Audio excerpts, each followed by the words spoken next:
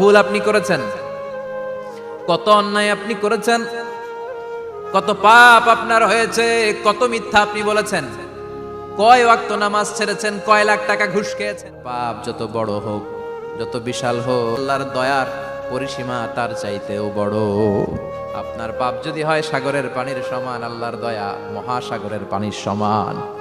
আপনার পাপ আর অন্যায় যদি হয় পাহাড়ের সমান, আল্লাহর দয়া আকাশের সমান।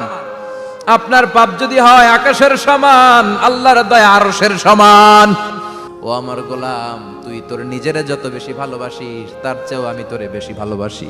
ভালোবাসারে তৈরি করার পরে আমি 100 টুকরা করলাম, 99 টুকরা ভালোবাসা আমি আল্লাহ নিজের মধ্যে রেখে দিলাম।